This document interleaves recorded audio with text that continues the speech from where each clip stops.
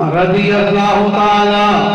عنہ فرماتے ہیں، ان سے روایت آپ فرماتے ہیں کہ میں نے کچھ روایتوں میں آپ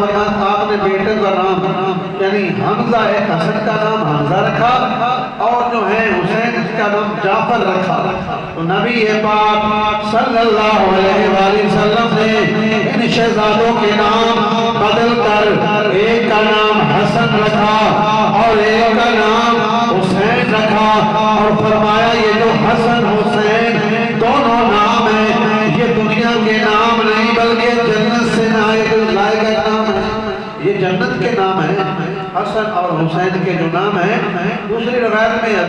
جو ہے وہ ان کا نام حرب رکھا، پہلے حسن کا نبی پاک نے پوچھا اس کا نام کیا ہے، تو یہ حضرت علی نے نام بتایا، آپ نے پھر فرمایا کہ اس کا نام حسن۔ حسین کی باری میں حضرت علی نے فرمایا کہ اس کا نام حرب ہم نے رکھا ہے، حضور نے وہ بھی نام تبدیل کیا، حسین رکھا۔ حضرت محسن کی باری میں یہی کہا گیا کہ یہ نام رکھا ہے، تو حضور نے اس کا نام تبدیل کر کے جو ہے وہ محسن رکھا۔ تو یعنی حسن و حسین کے نام رکھنے والے نبی پاک صلی اللہ علیہ وسلم کی ذات ہیں، اور یہ نام جنتی نام ہیں، دنیا کے نام